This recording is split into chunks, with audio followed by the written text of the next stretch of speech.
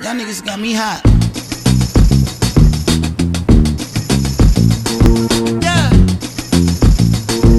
Is we live? Is we live? Is we live? Yes, you are now tuned into the Rare Podcast, and of course, I'm your host of the most, NK, aka the man of the hour, too sweet to be sour. And of course, I'm always joined by my lovely co-hosts. Hi guys, it's Ashley. What's up, y'all? Hey. Big up Madam Shoulder, big up Mr. J. Kwan. They couldn't be here today.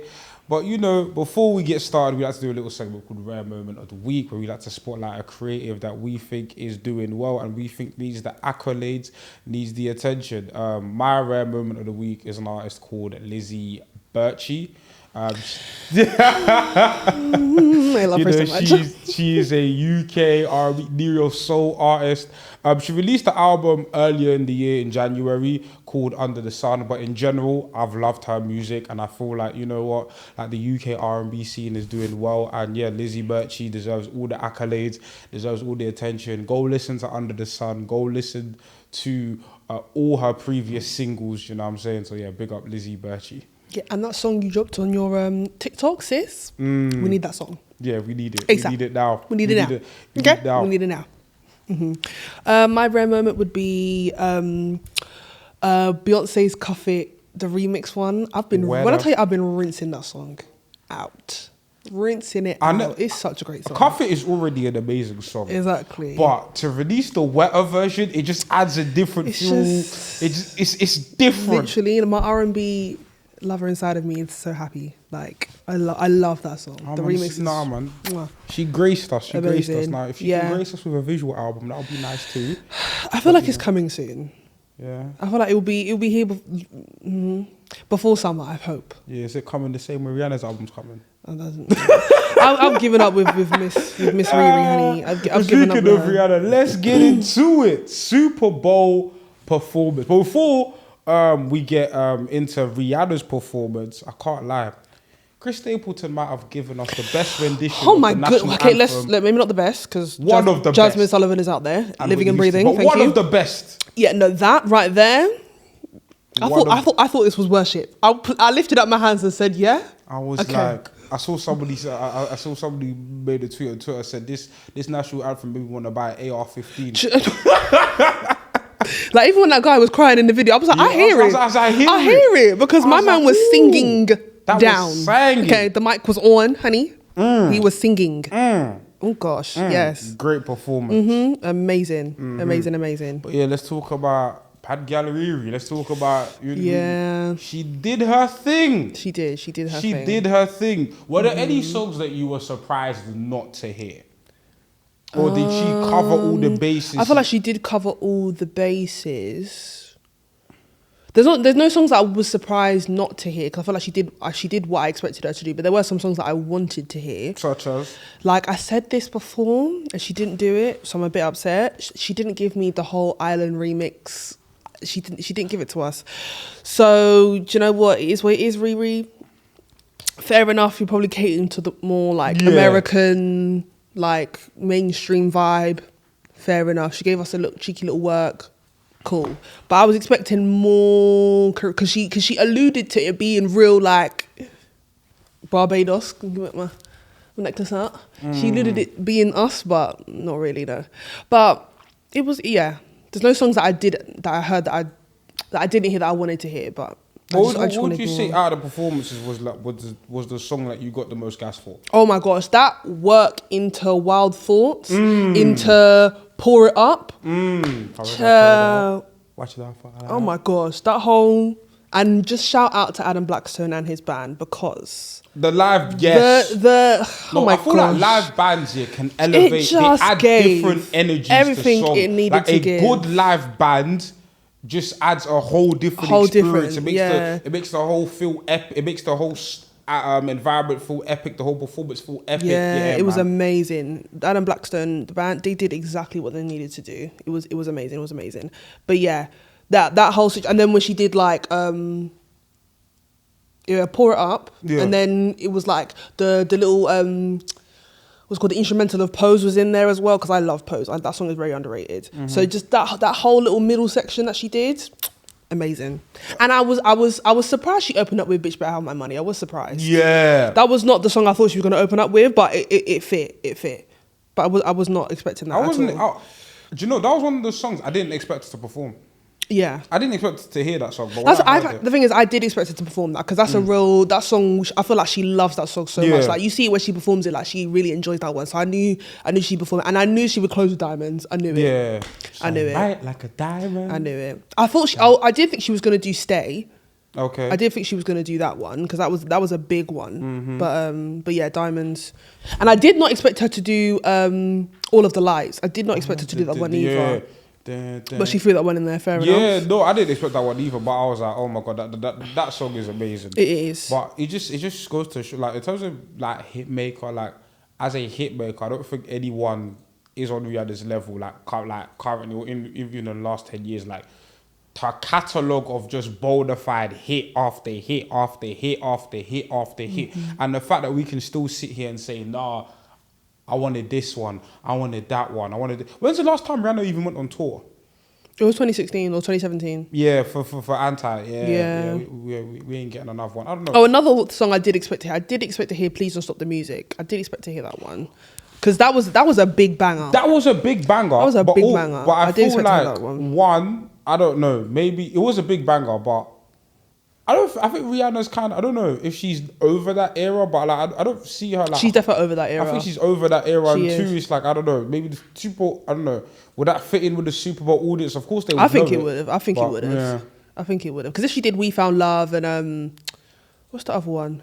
"We Found Love" and what's the other song she did? The other big white people banger. I know what you're talking about. I can't remember.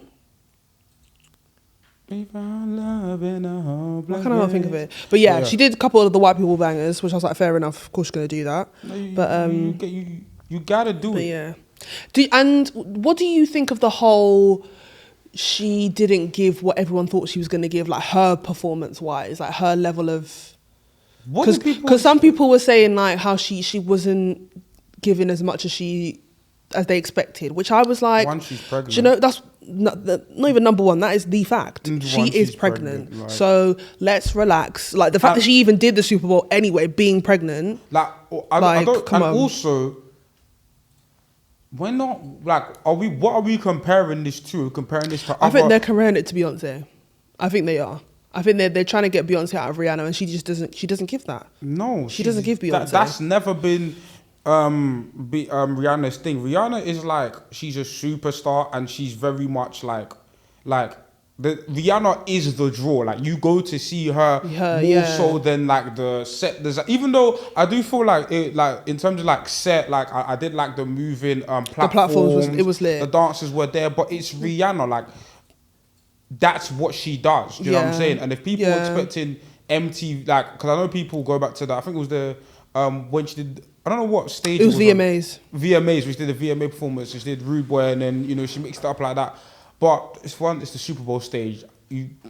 Logistically, it don't work like that. And two, Rihanna's never been that type of artist, and I feel like for what this is exactly what I expected from Rihanna. It is, and obviously the whole fact of her being pregnant. Let's calm it down. Like she wasn't gonna get. Like she gave us what she could give. She did the best that she could, having a child literally inside of her. Like, let's give her some slack and not expect her to do like. Because obviously, yes, if she wasn't pregnant, she probably could have given a little bit more than she did. However, she is pregnant, so like.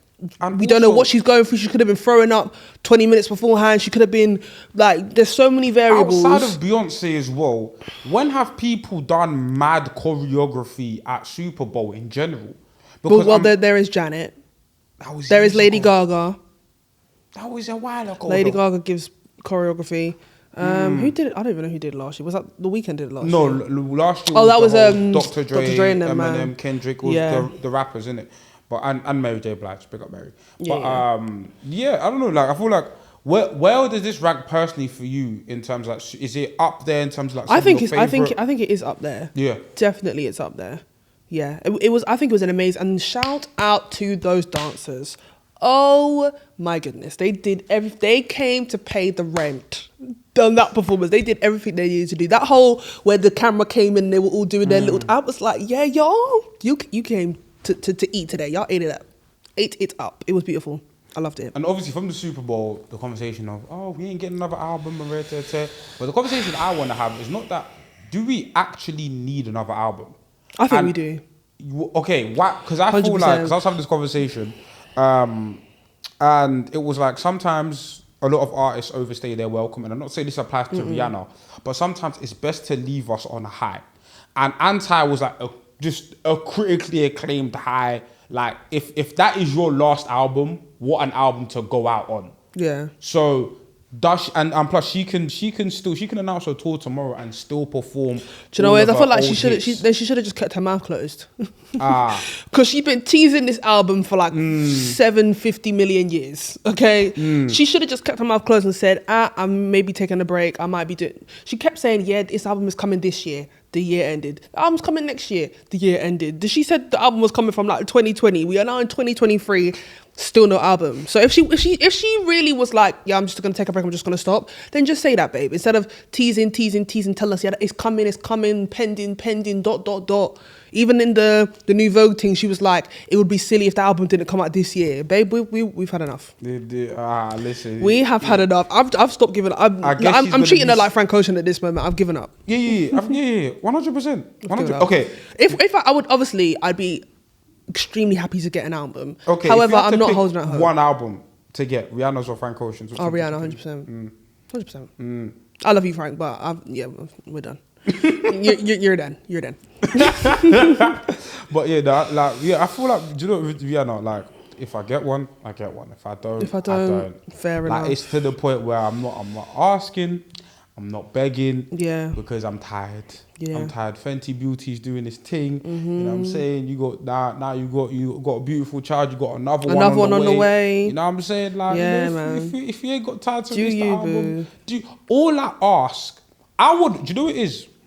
I would prefer, okay, if I had to pick between one more album or a final tour, I'd pick a final tour. A final tour, 100%. I'd pick a final tour. 100%. Just like one last worldwide tour. Yeah. Tour across the world. Because another thing, I do feel like this.